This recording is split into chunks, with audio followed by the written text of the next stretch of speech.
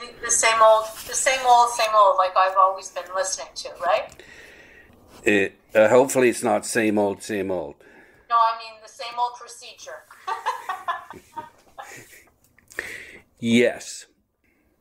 Ruth Panofsky is a professor in the Department of English at Ryerson University. That's all you put on the back cover of this book. The press has its own format. That's all they ask for. I see. Okay. So let's expand that a bit by saying that you're a respected scholar in the field of book history, with an interest in Canadian publishing particularly. Would that be accurate? Yes, absolutely. Very good. Okay. So I'll just read off a little bit from the back cover of Toronto Trailblazers, Women in Canadian Publishing. It explores the influence of 7 key women who, despite pervasive gender bias, helped advance a modern literary culture for Canada. Individually, each woman asserted her agency by adapting orthodox ways of working within Canadian publishing. Collectively, their overarching approach emerged as a feminist practice. Through their vision and method, these trailblazing women disrupted the dominant masculine paradigm and helped transform publishing practice in Canada. Welcome, Ruth, to the Bibliophile. Thank you, Nigel. Thanks for having me. Happy to be here. Okay, so we're talking about 40s, 50s, 60s, 70s, correct? Yes, actually, the dates of the study really go from 1930 to about 2006. Right. And 1930 is the date when Irene Clarke co-founded her publishing company. So that's the opening year. Okay, yeah. Okay. So really, the whole society had a gender bias. Yes, absolutely. It certainly did. Yeah. It wasn't wasn't easy for women to get ahead in any field, let alone publishing. No, it was not. And perhaps to some extent, women had greater opportunity in publishing than in other fields because they had been involved in printing and publishing forever, really, since the beginning of since the first arrival of the printing press in Canada. And this is the case, all over the Western world anyway, that I'm speaking about the Western world. Yeah. So there were greater opportunities for women to enter publishing. There were then the same kind of difficulties that women faced elsewhere in terms of advancing within that industry. Right. Although publishing was sort of traditionally dominated by men, the gentleman's profession. Yeah. Yes. Yeah. Historically, publishing was very much a man's world. Companies were established, led by men, named for the men who actually established them. They remained very much at the helm. They held the reins of publishing. Yeah. So are you suggesting that women did all the work and the men took all the credit? Well, I'm suggesting that women did a hell of a lot of the work, and in some instances, the men took the credit. I think that much of the work that women did was not credited because of the general practice of keeping women behind the scenes in terms of the work that they did. Yeah. I don't want to say that they did all of the work. I think they did a lot of it, Nigel. But yes, the work that they did do over the course of the last century, increasingly they got credit for their achievements. But that wasn't the case early on. Right.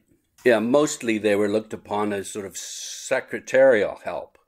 Well, they entered the field largely through the administrative side, right? Yes, so secretarial, early on proofreaders. I would say until about the middle of the 20th century into the 1960s, the assumption was, even if it wasn't regulated, the assumption was that if a woman married, she was going to leave the workforce. Right? Yeah. And so the woman in question would not necessarily feel inclined to really commit unless she was willing to give up an awful lot to do so.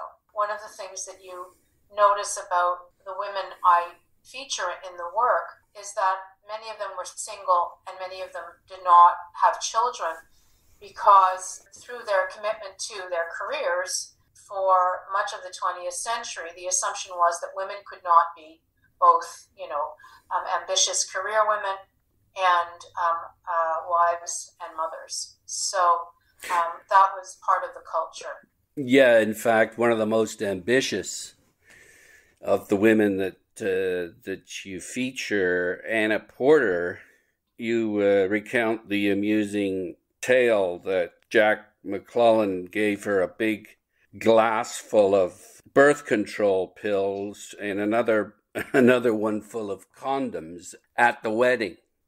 Yeah, that's an age-old tale that's been in circulation.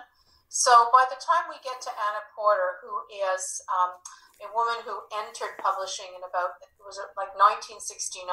Yeah, we're already in a different era for women's participation. Yeah. Prior to that, the women I feature, Irene Clarke of Irwin, has privilege because she is essentially the head of the firm. She and her husband and brother-in-law established Irwin, and she's able to retain her presence at the helm of the firm largely because she is the named principal of that company. But the other women that I talk about work under certain restrictions. But with Anna Porter, we see a shift.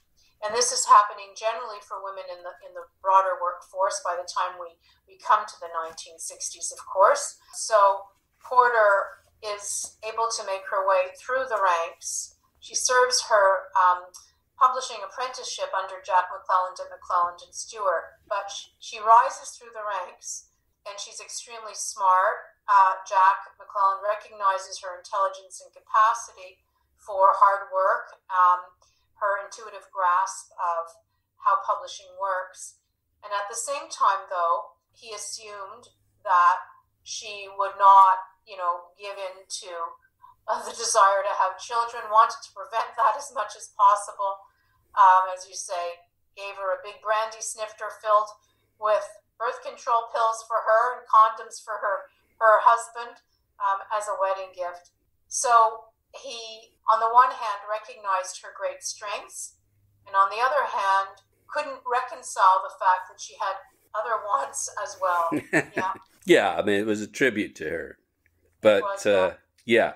Well, let's get back to Irene Clarke, who you say is and this is Clarke Irwin, the publishing house. Her dates are 1903 to 1986, and you call her a complex figure, shy of publicity and publicly engaged.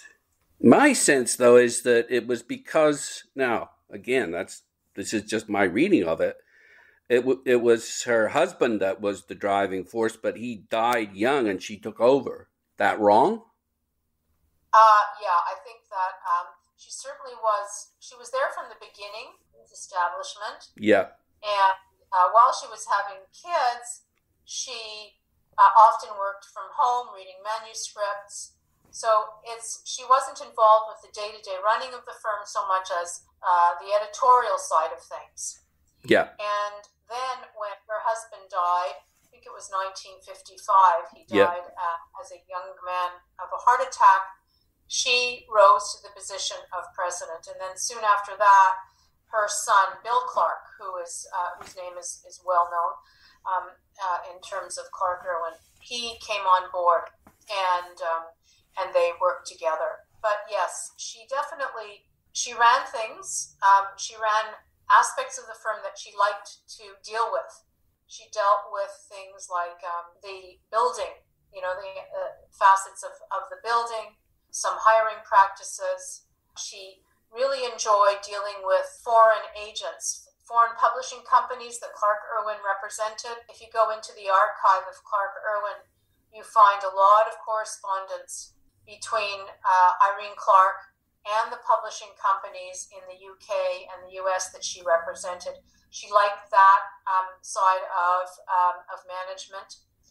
And she did have a strong hand in terms of shaping the list, Clarke Irwin's list. From the beginning. From the beginning, yeah. Yeah, because what you say is that yet her professional voice does not dominate the company's archives housed at McMaster University. Clarke left little editorial trace. This lack of detail is deeply frustrating, especially for a scholar who is interested in uncovering all facets of her role as a publisher. So what do you go on then? Well, I go on what there is in terms of the existing correspondence to establish her role. There was a lot written about her in the press, in the book press, for example. Okay. She had a fairly formidable presence, or she was perceived to be fairly formidable, and she was known. She was very much known as an active, engaged publisher. Mm-hmm. There's record of her intervention in terms of when funding for educational publishing was stripped from many publishers. She took that on as a project that she really felt strongly about, went to Premier Bill Davis to talk about that. So her activism is on record. So there is evidence that you can draw on. Just the day-to-day aspect of hands-on editing of particular books does not exist. And perhaps she didn't do as much of that. Certainly, she was very involved in bringing authors to the press, in encouraging a particular line of publishing. She was interested in drama. She was herself an amateur actor and was very much connected with the Stratford Festival, for example. And she was very committed to helping build a wide publishing program that reflected Canada back to Canadian readers. So there is evidence of that, Nigel, yeah. Okay. So it sounds like she very much was a partner with her husband. Yeah, she was. One of the ways in which you can really see that is in the relationship between her and Emily Carr. And I spent a chunk of time on that story in the book. Really, I would say it was Irene Clarke who made Emily Carr into a writer. Yep. Carr's work, Clewick, for example, was circulating among publishers, and nobody wanted to take it up. And when she read when Irene Clarke read Emily Carr's work, she was taken with it immediately and basically made it her mission to get Carr's work published. And she was very much an advocate for Carr, who died soon after the entry into print. And then she remained throughout her life, Irene Clarke did, a proponent for Carr as a writer. And the irony is, of course, that when Carr was published, she became better known as a writer than she was for her painting at that point. Right. Yeah. Yeah, there's just a little bit of a bump in that narrative. You here in the book, you say, Carr often complained bitterly of her publishers' inattentiveness, but that it's also, you say, a singular relationship between Clarke and Carr that showcases the tie that can unite publisher and author. Yeah. So Carr was she was hungry for attention. When they met, it was late in Carr's life, and she was bedridden, and she had been writing, and she was very demanding of attention. Mm-hmm. And correspondence shows that she had little patience when the Clarkes were inattentive, but when they were, she was adoring and happy, of course. And also, she was frustrated because she was in Victoria and the Clarkes were in Toronto, and they were relying on mail.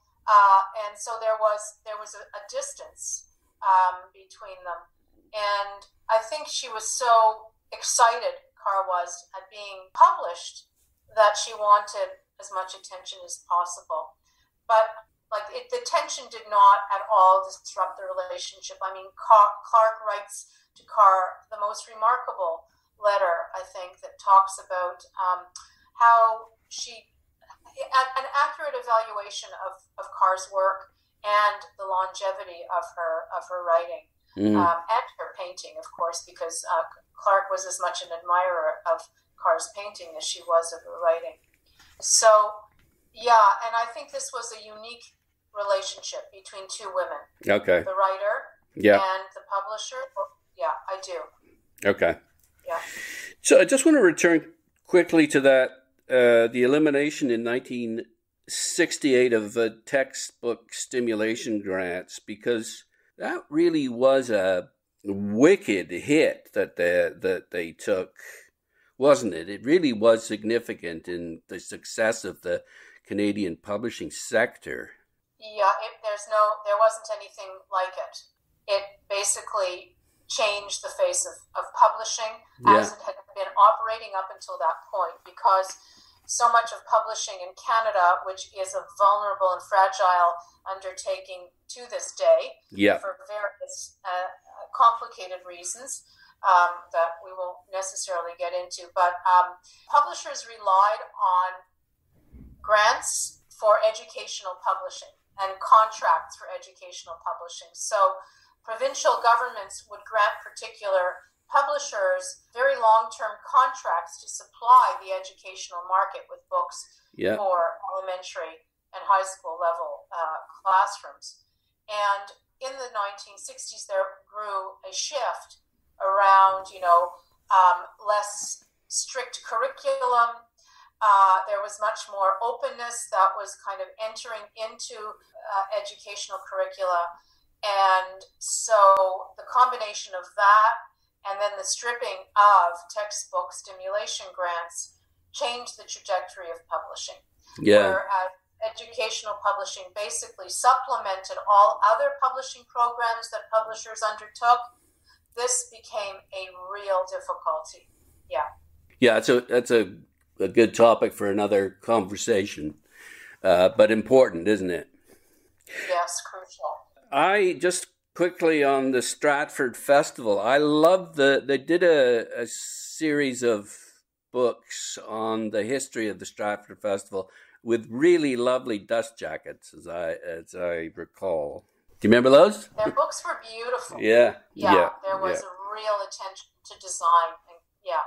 Okay, so number 2, Eleanor Harmon of the University of Toronto Press. You call her a principal architect, a highly skilled editor and executive, an accomplished leader, and again, one of the principal architects of its growth during the 50s, 60s, and 70s. Can you talk a little bit about her? That's a quote from me. That's from you, Sure. yes. That's a quote from Ian Montagnus, I think, who describes her that way. Okay. Eleanor Harmon was a person who really, I think, helped lay the foundation for professional editing, especially scholarly editing in Canada. She and Francess Halpenny, who was 10 years her junior, but was hired by Harman into the University of Toronto Press. They were both instrumental in laying down what we now know as editorial practice in Canada. Before they came on the scene, there were people doing editorial work, but there wasn't a professional formulation of what was involved in being an editor. And she was instrumental in doing that for the press. Mm-hmm. She also came to the press with great managerial expertise. And when she came to the University of Toronto Press, it was a pretty drab place in terms of its books. The books were pretty absolutely uninspired. Yeah. Not interesting at all to look at. And she helped redesign their work. And she also established two the press's journals. One was an in-house vehicle called Press Notes of the University of Toronto Press, which was kind of like it was modeled on the in-house vehicle of Oxford University Press in the UK, where it would disseminate information about new projects and introduce figures.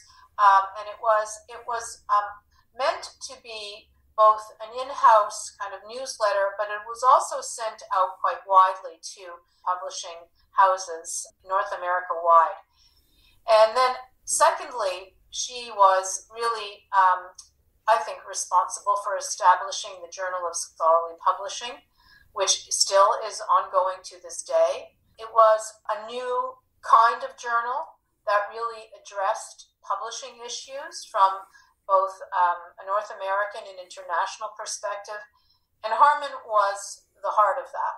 She edited it, she wrote for it, she solicited articles for it, and when she died, she left much of her estate to it to ensure its longevity. Yeah, talk about commitment. Absolutely.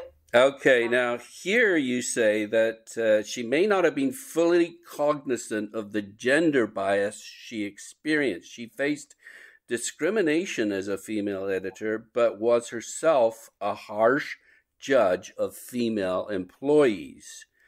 Meanwhile, she had to endure director Marsh Genere's occasional reproaches and his regular treatment of her as a secretary rather than a senior officer of the press.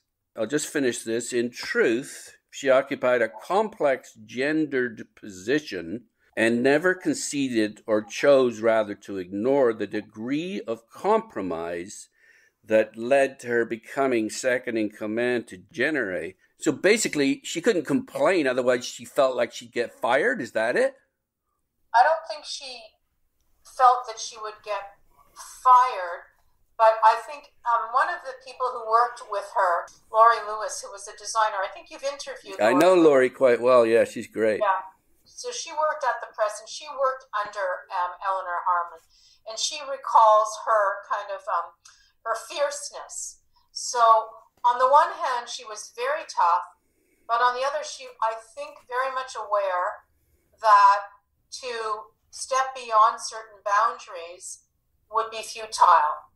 Also, I do think that intuitively she understood that her commitment to her job was so complete, like complete and utter commitment. And to a large extent, she expected the same from the women who worked under her. And this comes out of, I think, a generational set of expectations for women.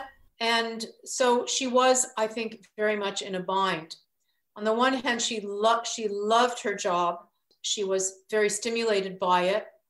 And on the other hand, she understood that she was very much seen and treated as a secondary figure to Genere. Yeah. I think she had accepted the ground rules. Yeah. Which is basically the ground rules that most women had to accept. Yeah. But I think what I see here is that you do want to make it clear that her role was just as important as Genere's in building the press. I think they were collaborators. That's what I think. And I think that Genere relied on her tremendously for her great organizational skill, and she was very good with authors. She understood how to deal with authors. She was a terrific editor. She ran the company from the administrative side of things in-house, right? Before Genere came to the University of Toronto Press and then Harman followed, they were together in Clarke, and they had collaborated on a textbook called The Story of Canada. So they had an established relationship as collaborators when she came to the press, and that continued, but he rose to be head of the press, and she basically was second in command. Yeah. Now, was she overlooked when Genere left? No, their retirement was very close in years. She was nearing the end of her career as well. Yeah. Okay. Was there someone else who was overlooked when they hired the next Director? Yeah. Director. I don't know. I don't know that. Yeah. Yeah, I thought I heard that either Harman or Halpenny, our next trailblazer, was overlooked, but I'm wrong there, am I? I didn't come across any evidence of that because they were all contemporaries, right? They were all contemporaries. Harman, Halpenny, and I mean, Halpenny stayed on. Halpenny was connected with the Dictionary of Canadian Biography. I didn't find evidence of that, Nigel. Okay. Harman was quick to recognize the significance of the work of Marcia Mcclellan, but Jenner not quite so fast. Yeah, that's what I mean. You know, she was quite forward thinking in many ways, on many levels. She saw the value of an author. She could tell when measurements in a building, when design for a room was not going to accommodate a filing cabinet. I mean, she had skills on both the macro and the micro levels. Yeah, and in fact, talking about that, you say that showed her to be the very heart of the firm. Yeah, I think she was in terms of the management side of things. I would say that she and Halpenny together in their different areas were the editorial heart of the press. Yeah. Okay. And now again, do you think that their contribution has gone unrecognized or not? Well, Halpenny's contribution has been recognized. She won the Molson Prize. She was awarded great honors. Harman much less so. That is partly because there was less record of her achievement. Whatever she did was known to industry insiders, and her reach, you know, through scholarly publishing was wide, but it didn't have, for example, the reach that Halpenny had as general editor of the Dictionary of Canadian Biography, which is this, you know, magnificent series. I think that, and I think it was partly generational too. And Jenner wrote his memoirs, and in his memoirs, he places her very much second in command. Putting her down, do you mean? Not so much putting her down as putting her in a secondary position to him. And he too is very much a man of his times, right?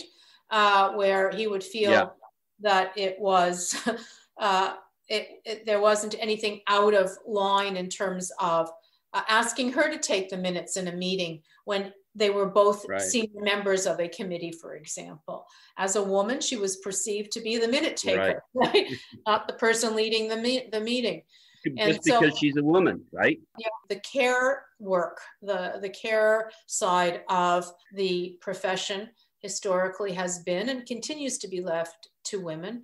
And so his memoirs shape that kind of relationship. She didn't leave memoirs, and Halpenny herself was a writer, and she wrote and published an awful lot. So there's record of her own contributions to publishing through her own writing. Harman's is largely through in-house work and editorial work. So it's a different kind of record, Nigel. Yeah. Yeah. Okay. Turning to Francess Halpenny, who you call the editorial conscience of the press, she was dissuaded from doing a doctorate in English. Yeah. Which really obviously changed the trajectory of her career. In fact, the editorial conscience is a label that Marcia Jenner gave to Halpenny. So, I mean, he did acknowledge her contribution there. So when she graduated, she was a brilliant student and she wanted to go on to do a PhD. She was told, don't do it, go on to, you know, become a high school teacher.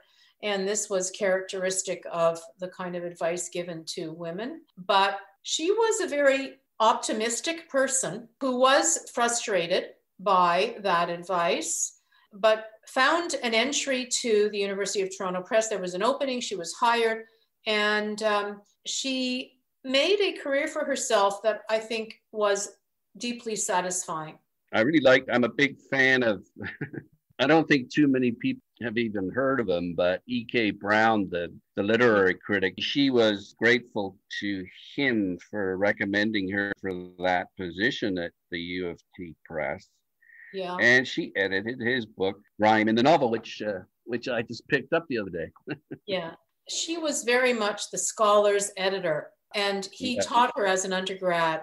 And when there was this opening, Brown and Woodhouse recommended her for the position.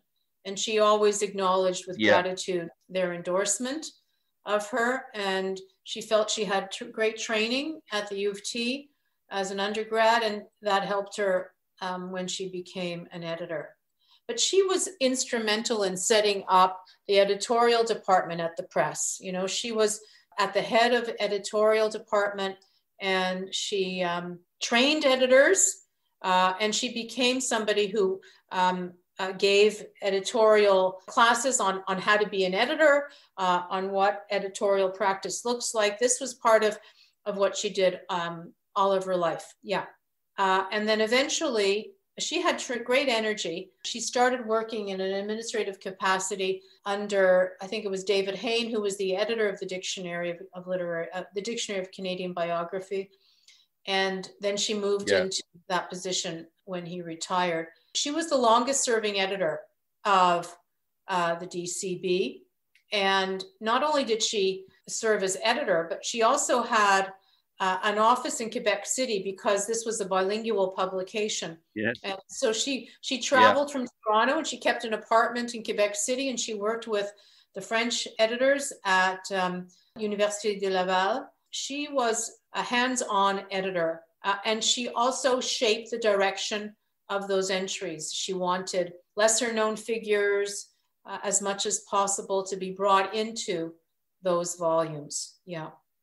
Yeah, that sounds pretty glamorous, jetting back and forth between Toronto and Quebec City. Tiring too, I guess. I don't know. She was a hard worker, a very hard worker.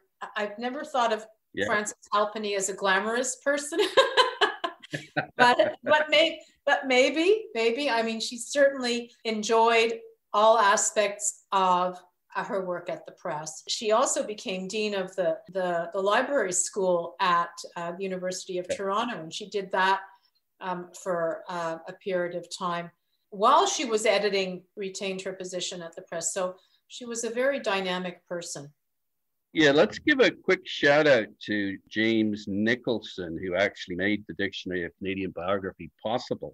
Yeah. With an endowment. He built his fortune selling with Brock's birdseed. Yeah, birdseed. Fascinating. Yeah, he gifted $2.5 million in 1952. So did Francess push for more women to be included in the dictionary or not? She did. She pushed for women. She pushed for Indigenous figures. She pushed for people who historically had been left out of the record. She encouraged editors to do as much archival digging as possible to find their stories. And even if there was minimal amount that was recoverable, she would include it. So yeah, she was very deliberate in that regard. He was a true literary scholar, a cultural scholar, a book historian. She was at the forefront of many disciplines. Yeah. Okay, so let's leave her and go to, she's a bit more controversial, Sybil Hutchinson. Yeah. Who was a pioneering literary agent. I recall attending a reading that you did several years ago. I guess the overwhelming sense was, for me anyway, that she represented James Reaney, a playwright, but she hardly made any money at all doing this. If she did, it was minimal. Yeah. I have to say that Sybil Hutchinson is one of my favorite chapters. Jack Mcclellan fires her, so there's that kind of tension. No, I think it's. I agree with you, but I also wonder if you're not pushing her a bit too hard, overselling her a bit. I don't think I am. She was truly, with Mady Molinaro, the first professional agent in Canada. That's not pushing it. she wasn't a full-time agent. She was an agent nonetheless. So that is really significant. And the record of her representation of both Robert Finch, the poet, and Rainey in particular, is really shows how much of an agent she was, truly operating as a professional agent. She had to make a living though, so she earned her living first primarily as an editor for the Book Society. And there too, she was really important, but she worked for 3 firms. And the most controversial part of her career was when she was at Mcclellan and Stewart, because she was a talented editor. She published Henry Kreisel, for example, and the relationship between her and Kreisel is recorded in correspondence that is so fascinating.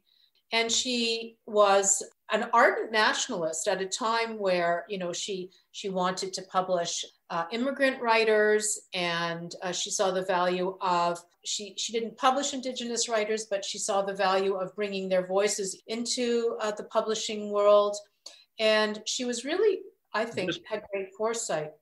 Just on that topic, it's interesting. You give her credit for initiating Mcclellan and Stewart's Indian File series.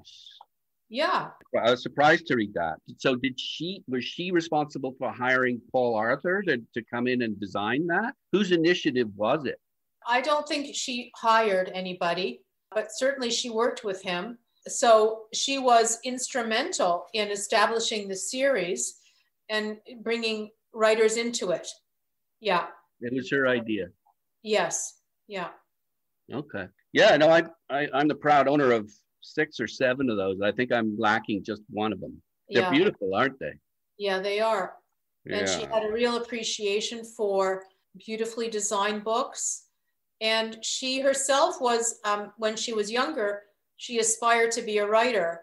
So I think she had this writer sensibility too that she brought to editing and book production. And she was an astute reader. She was. But she also was a challenging personality, right? So she wasn't somebody who would smooth over conflict. When Jack Mcclellan came back and was brought into the firm, they didn't get along. She really had no tolerance for his ideas. So it wasn't surprising that she would be let go, because they clashed, and he was at the head of the firm by this time, right? Yeah, she believed Mcclellan lacked the requisite knowledge of either literature or publishing and interfered too much. The boss interfered too much. Yeah. Well, the letter that you can quote from there is really quite something. What she writes about being fired, she writes to Kreisel, and she writes to Sheila Watson about it. She does not have much respect for Jack Mcclellan, but her firing from the firm was a real blow. She felt it deeply because she loved the work that she did there. She really did. And then when she went to the Book Society after that, she didn't have the chance to work with literary writers in the same way. It was first and foremost an educational publisher. So I think part of it is that her work as an agent fed her and, you know, gave her great satisfaction in the absence of being able to work directly with the writers like Kreisel and Watson that she had worked with at Mcclellan and Stewart. Yeah, I'm just wondering if she wasn't infatuated with Rainey. What do you think? What do I think? I can't say. She was connected to their family. See, she helped bring Rainey into print. She published his first book. So she had this, I think it was more, I don't want to say maternal, because she's definitely not a maternal figure. I think that she just felt really connected in the same way that she felt connected to Kreisel and Watson. She saw her role as helpmate, as editor and agent, as really helping writers get as much for their work as possible and as wide an audience as possible. And she admired Rainey. She liked writing that departed from convention, and Rainey certainly did that. And she was connected to his entire family. She was his lifelong agent, and she got to know his family, and she even represented his wife at one point. Okay.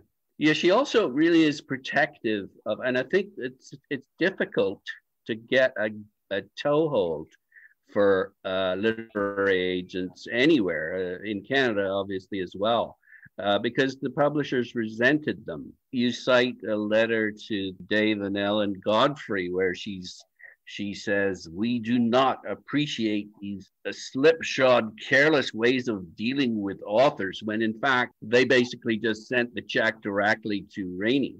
Yeah. That ticked her off. Yeah, it ticked her off, and she was not somebody who would ignore these things, right? She was very forthright. So when she and Mady Molinaro set up their agency, there were no agents, there was no history. Some people, Robert Lecker talks about this, some editors operated in the capacity of agent, but there was never an agent per se in Canada prior to the establishment of their joint agency.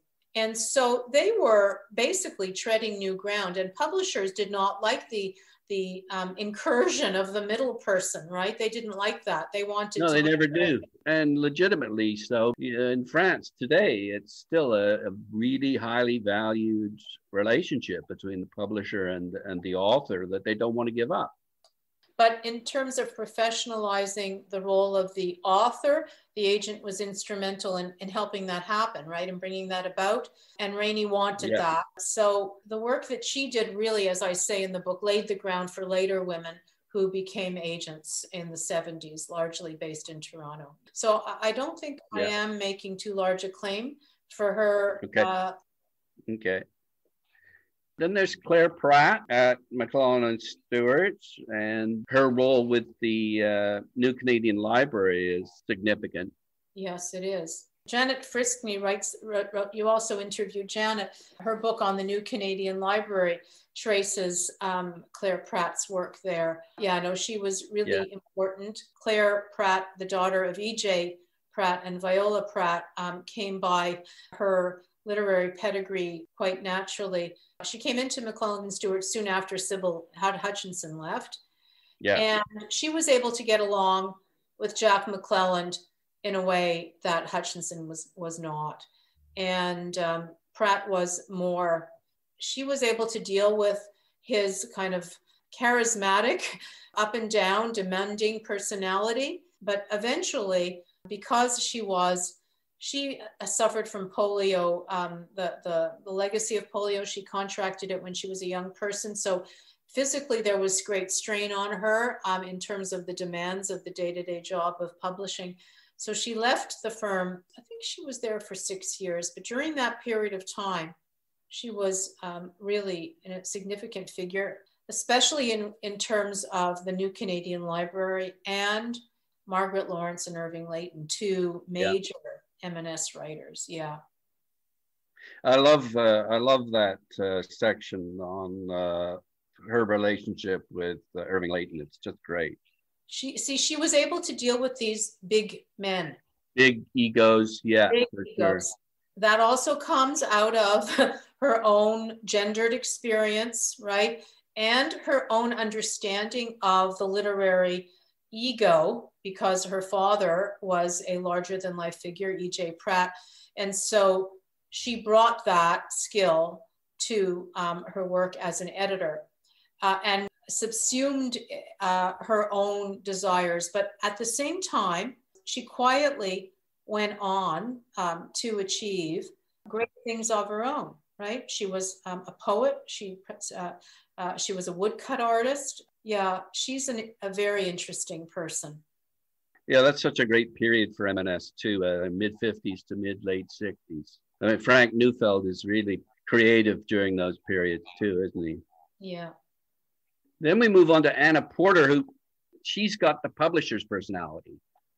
She really has got, she had a great way with authors, would you say? I think that is true, because she did go on to become a publisher. Exactly. Right? She's able to reach the top, if you will. She had ambition and drive And also, she was a very hard worker, happy to do it. What also drove her was a commitment to Canada. And this is interesting, of course, because she is an immigrant. She was born in Hungary, moved with her divorced mother when she was 12 to New Zealand, where she went to school, then went to London and did some traveling before finding her way to Toronto, where she says in her own writing and in interviews that she really felt comfortable and felt that she had found her place when she arrived here. And I think she made it her mission. It seemed to come quite naturally to really help promote Canadian writers and writing. Which is what Jack Mcclellan is loved for and revered for. Yeah.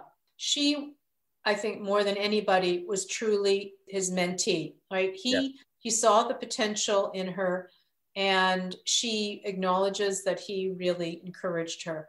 At the same time, she saw the real dark side of publishing under him. What was that? The financial side of things, where you're constantly struggling, the kind of work that goes into producing books and getting an audience for them. So, and he struggled his whole career, right? So she saw that firsthand. She learned everything from him, both the great reward. She saw the great rewards in publishing and the great difficulties. And so when she did enter publishing on her own, Key Porter, she set that up. She knew what she was going into with open eyes. Yeah. And that comes out of, I think, what she was able to experience at M&S. Yeah, I like the fact that she had to read the entire New Canadian Library and said it was a great way to learn about Canada. Yeah, that was when he hired her, he said, "You know nothing about Canadian literature. This is what you need to do. You need to read the whole New Canadian Library." But even then, she says that she couldn't get through Frederick Philip Grove. She gave up on it. Yeah. You have to be a diehard to get through Frederick Philip Grove. But anyway, I don't mind his work. Yeah. Okay. Now, so let's leave Anna and go to Bella. From Anna to Bella. Bella Pomer. She was another literary agent. Her most prominent client was Carol Shields. Yes, she was. So in the 1970s, there was this gap after, Mady Molinaro established her own firm on her own when the partnership with her and Sybil Hutchinson, basically, they went their separate ways. It really wasn't until the 70s that agents began to establish themselves. And they did that in Toronto. The field was really set up by women. So Bella Pomer, in conjunction with Beverly Slopin, who was still operating, and Nancy Colbert and Lucinda Vardy, these were women who set up agencies at around the same time as Pomer did. And they were really responsible for establishing the parameters of agency work in this country. These agents, as Frank Davey points out, helped to internationalize Canadian writing, it being more lucrative for both writer and agent to place a manuscript first with an American publisher and to split off the Canadian rights for separate sale, and that's better domestic royalties. Yeah. So one of the things that the agents did was really set up separate contracts. Prior to this, the Canadian market was subsumed under the British market, for example. British publishers assumed that they had rights to the Canadian market. And the agents, when they came in during the 70s, which is a period of really significant growth for Canadian writing, they were instrumental in making sure that writers got separate contracts, better contracts. They really worked on getting the proper protection for their authors and maximizing their earnings. And because there were strength in numbers, and they started, really making a place for themselves within the publishing field, publishers began to have to pay attention to them. And initially there was real resistance to them, but today, you can't get into a publishing house without an agent. Yeah. No. No. But it's interesting how you document how Mcclellan, the author, goes around her back after a while anyway. So maybe there was a fair amount of that going on too. And I don't know how seriously he took her role, if he's going behind her back. I think he took her role seriously, but he was frustrated, right? I think that Right. there's an element of frustration when the author isn't getting what he hopes for. The agent is trying her best to get international publication, for example. So there's frustration that motivates that. I think he did take her role seriously. Yeah. I think that eventually they parted ways because they came to see things differently. Yeah. Yeah. The other thing that's kind of interesting, because you do, although they had a long relationship, 20 years, you do focus a fair amount of attention on the rather acrimonious split of Bella and Carol Shields. Yeah. Part of the shift in their relationship, I speculate that it was financially oriented. Yeah. It often, really it boils down to that. Yeah. I think that was it. And their relationship, I chose 3 out of the many, I think at any one time she represented 30 authors. And I chose to talk about Mcclellan, Jack Hodgins, and Carol Shields because these were, literary writers. My interest is in literary writers. And Pomer, too, had a particular interest in literary writers. And of course, it's very different when you're representing literary writers than if you're representing popular writers. So for example, Pauline Gedge, one of her first clients, became a very popular writer. And they had a consistent and very, very long and fruitful connection. But it's much more challenging to place the work of literary writers. And Pomer did everything she could. She also, I believe, was instrumental in really helping shape Shields's career. But then Shields, toward the end of her life, I think financial concerns started becoming paramount. Yeah. It's not that she didn't make a lot of money with Bella toward the end, right? Yeah, she did until the end, but she just felt that she claims she could have made more. Yeah. Yeah, and she felt that there wasn't enough being done to promote her work, and Pomer says no and gives evidence for what she was doing. But it could be, coming to the end of her life, thinking about legacy, things like that. Authors are always going to say, not always, but often going to, if there is a concern, if there is a break or a conflict, it's because the author doesn't think the literary agent is working hard enough to get the money that they're getting. Yeah, or also not wanting to share as much of the gains, right? Because by the time at the end of her career, she was an established writer of renown, right? And exactly. It's a long haul. They worked for a long time together and they haven't made much money. Now they're making money. Maybe it's too easy for the agent to make a lot of money, and that's resented. Who knows? Yeah. Pomer talks about the marriage of business and personal relationship that is characteristic of the agent's work. And it's very challenging to negotiate that consistently over time, right? Very hard. And so agents are in a very, especially an agent like Pomer, who ran the show on her own. She was very much a one-person operation. She wasn't part of a larger company. She established connections, personal connections, which was really essential, but at the same time, hard to negotiate.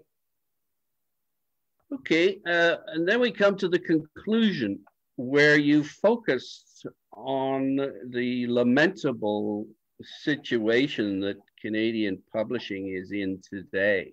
And I want to just explore this a little bit as we wind this down in light of Simon & Schuster's acquisition by Random House Penguin. Yeah. You observe that federal officials were willing and able to bypass existing legislation to allow foreign purchase of domestic publishing. That's one of the key characteristics that defines Canadian publishing over the last 20 years or so, is the government just doesn't seem to care about foreign ownership. Right. No, absolutely. There is no real, you have to read Elaine Dewar's The Handover. I think you interviewed her too. She talks about that at length. Yes. So yeah, no, there is no real move to prevent this kind of takeover. And what's happened is that there are more and more, this isn't just in Canada, but it's especially potent. The effect of it is especially potent in Canada because there are these monopolistic publishing companies that favor authors who either have a track record or their first novels seem to be promising, and there isn't a real commitment to developing a Canadian literary market. Now, there are also still many small presses that do that work still, and they're wonderful, but authors who make it tend to move out of the small press into the larger press, and it's a perennial problem, and it's getting worse. So why is this such a big problem? We have several hundred small, well, maybe I should reduce that number. Let's say there's 50 viable, with grants, of course. Yeah. Small independent Canadian publishers who Canadian authors can go to get their manuscripts published. So that's fine, right? That part is fine. Then they get a hit, let's say. They almost serve as a farm league for the multinationals. Well, it's rare that you get a hit, right? So first of all, it's rare that you get a hit. And thank goodness there are independent publishing houses. And they are really the lifeblood of Canadian publishing. And there are multiple kinds of independent publishing houses catering to a whole range of different constituencies and interests. And they're absolutely essential. The divide between the independent publisher or the small houses and the multinational is gargantuan, though. And so there isn't the money for advertising, and so many small presses are handicapped in terms of not being able to promote their work that they publish. The larger presses have access increasingly to big swaths of money, and so well-known authors get promoted and continue to get promoted. There's this gap in the middle, right, where medium-sized firms, for example, with an investment in Canada would be able to foster and promote Canadian writers of all kinds, right? And there isn't that place any longer. Anna Porter is particularly outspoken about this since she closed her Key Porter. She left Key Porter in 2005, and she continues, she writes about this in the press all the time. Okay, so again, let's clarify it. We've got 40 or 50 independent publishers who are doing a good job getting good Canadian authors in print. That's good. So why do we need more than that? I don't know how many small presses there are in Canada. I don't know the answer to that. And I don't think that small presses are able to publish all the worthy titles that there are. And I think that there is not a sufficiently robust place for Canadian books to be published and to reach Canadian readers. And actually in the bookstores themselves. Bookstores are going virtual, right? Especially since COVID. The whole distribution mechanism is a further reason why Canadian books are not reaching readers, because they aren't necessarily marketed online as the work of Canadian authors. So very often when you're browsing online, you don't know, unless you're informed, that you're looking at a title that's written and published by a Canadian, published by a Canadian firm. Like, you don't have that information.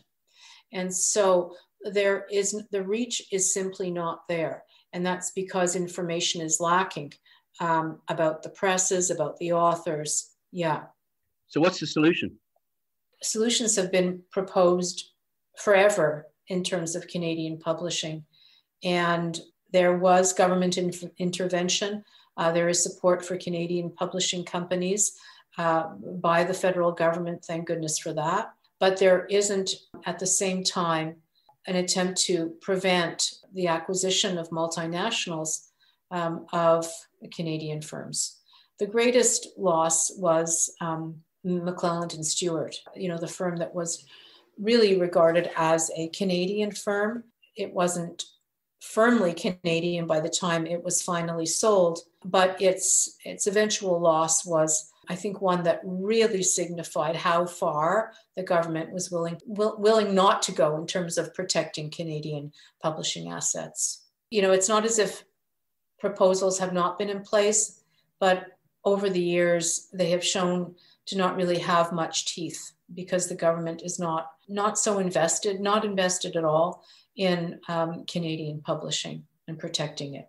It seems to me it's too late. There aren't any more big Canadian publishing houses that firms would want to take over. Yeah. Are there? There aren't any. I don't think so. Yeah.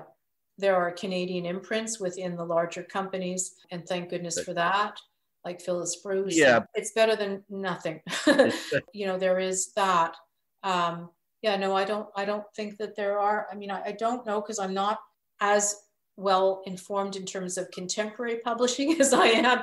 I'm much more of a historian, Nigel, but I see the way things have continued to evolve over time. That's how you end the book, though. That's why I'm focusing on it.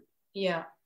But I do say in the book, and I try to be as hopeful as possible, that because of the strength and the vitality and the richness of Canadian publishing, much of which was the result of the work of women like those I feature in the book, not only those, but many Canadian publishing companies were of interest to multinationals. So it's a mark of their viability and their importance, which is ironic, right? Because one would think that you'd want to retain that for ourselves, for this country, but it's not happening. And that's the case worldwide. Yeah, I don't know if it's ironic. It's pretty damn sad is what it is. Yeah. And I guess what it shows and what you've shown is there is great potential for success internationally and domestically for great and good Canadian authors. Although, despite the fact that the world has changed and there's all sorts of new competing technologies to attract our attention and entertain us. No, our writers have for a very long time had an international standing. We have long been on the international scene. So we are really in a post-mature period. I'm using the word Canadian, but of course that might not be a word that Indigenous writers would use to identify themselves. So writers who locate themselves in this country, writing out of a range of experiences, that kind of thing. And now the industry is dominated by women. I guess it's just a question of getting pay levels up and equal. Is it dominated by women? I don't know if that's the case. I think that there are many women in publishing. There were a lot of women in the field, but I don't know whether they dominate at the top. Yeah, that's the next challenge. Yeah. Well, I loved reading it. It was, and I love how you include some nice, juicy conflicts and a lot of really fascinating detail. It was a real pleasure to read, and it was a pleasure to talk to you about it, Ruth. Thank you, Nigel. I really enjoyed it. Thank you for your very thoughtful questions and the chance to talk about these women. Thanks so much. My pleasure. And so the book is the Toronto Trailblazers, and it's published by the University of Toronto Press. What are you working on now? Well, I was, in fact, about to begin a study of Anna Porter and Key Porter books. I got a grant to do that just as COVID hit. So that will be my next project, but I need to get into archives, which have been closed since the pandemic. So worthy topic for sure. Yeah, and her papers are at McMaster, her papers and the papers of the publishing company. So as soon as it reopens, I'll be in there. Very good. Okay, well, thanks again, Ruth. Okay, Nigel, you take care. You too. Bye-bye. Bye.